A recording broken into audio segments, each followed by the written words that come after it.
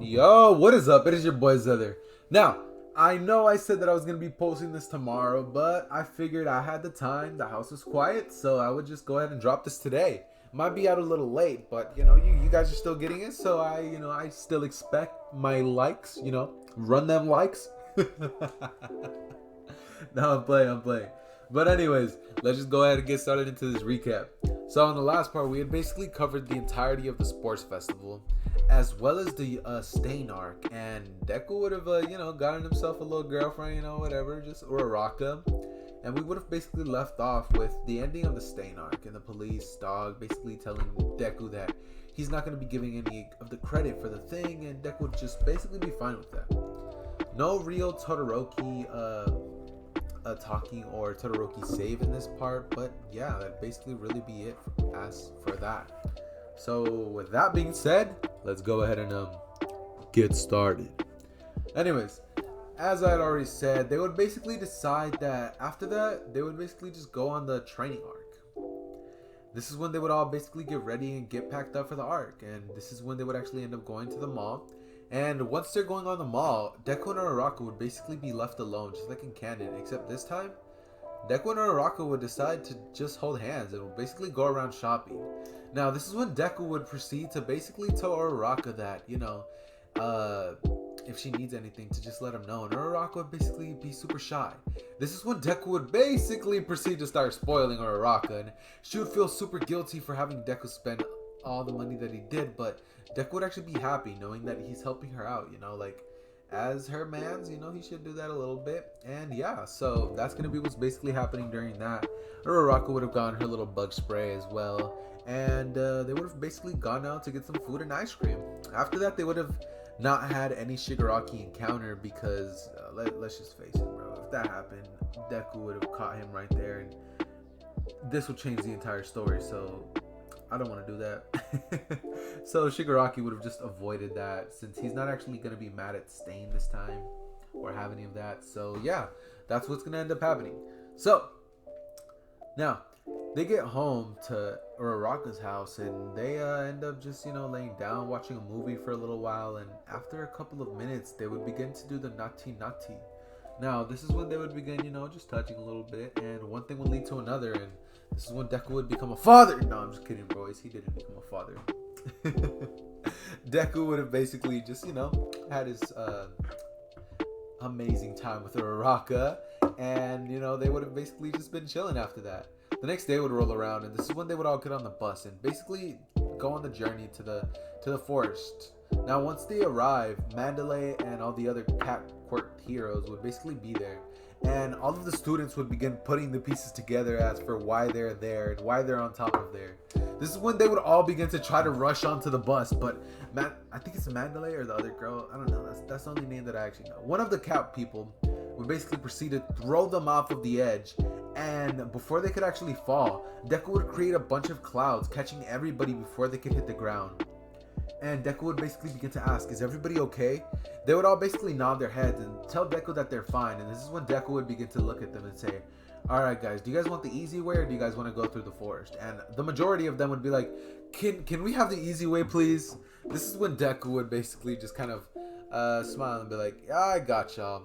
He would basically proceed to have all of them just fly over to the destination, and they would actually get there way sooner than the heroes would arrive. So they would begin just to start cooking for themselves. Now, once they start cooking for themselves, they would begin to just have a little bit of fun, and they would all eat and talk together. Now, once they arrive, Kota would be there, and I'm going to say that Kota was with the cat people, so Kota would barely arrive. Deku would actually walk up to him and be like, hey man, what's your... As Kota would basically go in to try to punch Deku in the balls, but Deku would turn intangible. Not intangible, he would turn into clouds and would basically have Kota's punch go right through him. As that happens, Kota's like, what the fuck? The motherfucker's a cloud. And Deku would begin to say, well, I mean, what did you think was going to happen? I wasn't going to let you hurt me. Kota would basically be like, and just walk away. This is when Deku would basically go up to one of the heroes and say, what's his problem? She'd basically tell him that Kota has a really hard time dealing with heroes and that he doesn't really like them.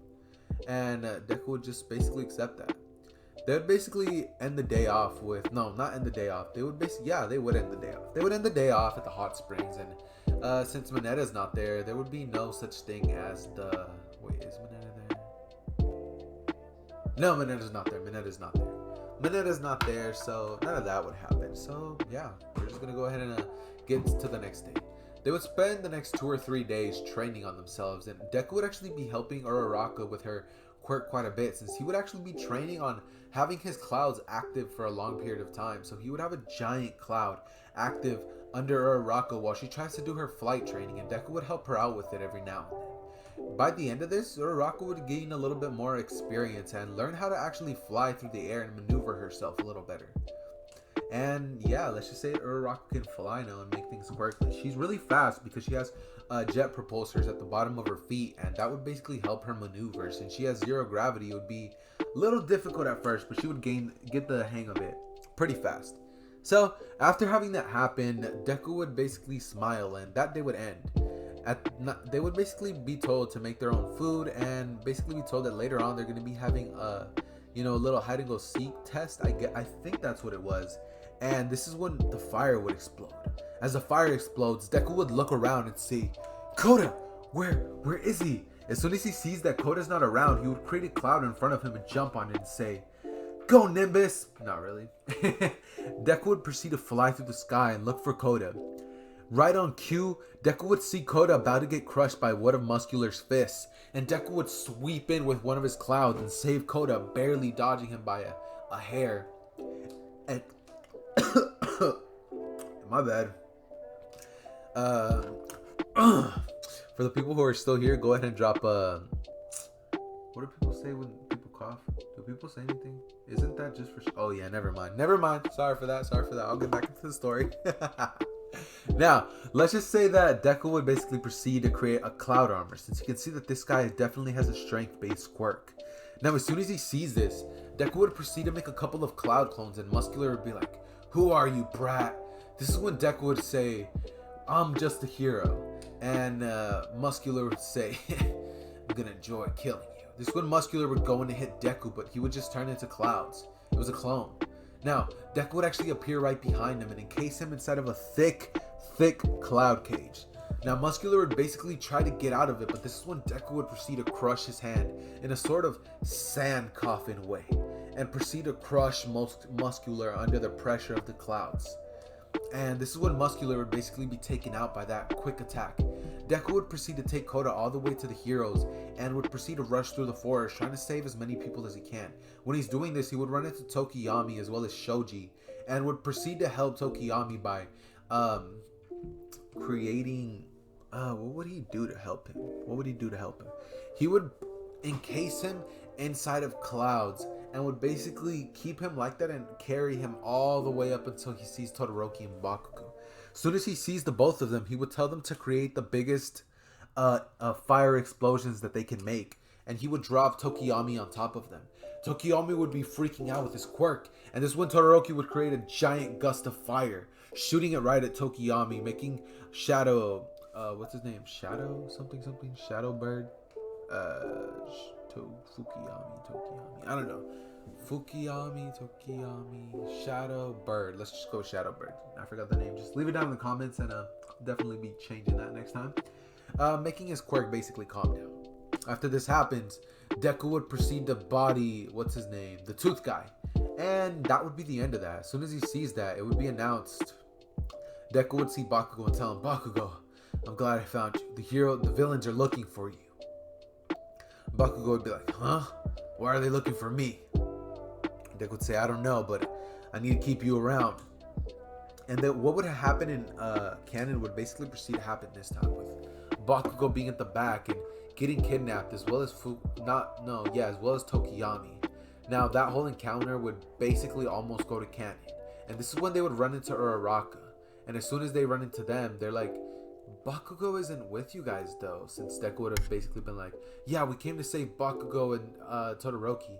And she would have been like, "Where's Bakugo?" This is when they would realize that Bakugo's gone, and they would see Mr. Compress. After seeing this, Deku would create a cloud and begin to chase after him immediately. As soon as he does, he ends up grabbing the orb that Tokiyami is inside of and saving him. but he ends up getting tricked by Mr. Compress, and Mr. Compress ends up actually throwing one of the orbs right at Dabi, who ends up teleporting away. Now, in this version, Mr. Compress would have actually turned himself into an orb and been a fake, and would have basically ended up getting away with the villains. Now, after this happens, Deku would be basically enraged and be like, "No! Bakugo!" And after that happens, Deku would be in a fit of rage, be like, "Damn it! If only I was fast enough, I could have saved him." And would begin to think of any way that he could help his friend, but none would come to mind. He doesn't know where the villains are, and there's no way to really save him. The cleanup would not go as to canon, since there would be way less damage around, since, the events would have gone a lot differently. Tokiyami would have destroyed less, Muscular would have been taken out with ease, the teeth guy would have been taken out with ease, and that would basically simplify a lot of the forest training arc. And yeah, a lot of them would basically end up going to the hospital, and Deku would actually be just fine. He would just be drained of his stamina from using his quirk so much in this day. And Deku would realize that one of his problems is actually stamina, so he would work on fixing that for himself. Now, this is when he gets approached by this is when he would get approached by Kaminari and all of them, and they would proceed to tell him that they have a way to get to Bakugo. This is what begins the rescue mission with the kids, and they would proceed to try to go catch him. Ida would try to stop them, but this is when Deku would tell Ida that he has no right to tell Deku what he can and can't do, since he did the same thing. He began to also tell Ida that he's only going in there to save him. He's not going in there for revenge. He needs to save his friend. That's like a brother to him, and Ida would understand and proceed to go with him. Now, they would go on the same little shopping montage with Momo spending all of her money and them finding the lair. Now, as soon as they find the lair, Deku would see the Nomus and would basically be covering his mouth thinking, "Holy shit, that is a lot of Nomus." This is when the others on the hero side, they would be busting into the building, and this is when the little missions would start. Both of the heroes would begin breaking things, and this is when the students would basically get wind of where Bakugo is. Now, as soon as that happens, they would basically be hiding, and Bakugo would be in the middle of the battle against All For One and All Might. Now, as soon as the battle starts, Bakugo would be a huge hindrance to All Might, as All Might can't go all out while protecting him at the same time. And All For One would take advantage of this, shooting a lot of his black tendrils at All Might, trying to stab into him.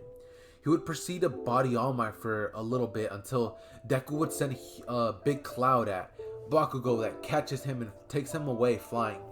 He would proceed to create other clouds for his classmates. They would not go willingly, but Deku would tell them that they have to go. They would ask why Deku's not coming with them, and Deku would say, "I have to help All Might." He would proceed to go up there and run in, and this is when All For One would see Deku. He would say, "Is this your successor, All Might?" As All Might would say, "Young Midoriya, young Midoriya, please get away from here." And Deku would say, "I can't let you take this guy on by yourself, All Might. I'm just not built for that. I'm staying and I'm gonna help you." And All Might would basically look at his student as he says, "I guess I can't help it," as he smiles and tells Deku that he can use the help anyways. Now, this is when the battle would start, and Deku would proceed to use his clouds in a very strategic way, trying to trap All For One, but All For One would proceed to bust out of it when one of his quirks, I don't even know what his quirk would be since he has so many, god damn, but yeah, he would bust out of it with one of his quirk canceling abilities. Yeah, something like that. It's a quirk canceling ability that only works when he touches it. He has that. Yeah, this is when the rest of the heroes would arrive, and they would basically lead to the same thing happening, with Best Genius getting his quirk taken and Endeavor watching in the sideline helplessly as All Might and this child begin to take out All For One.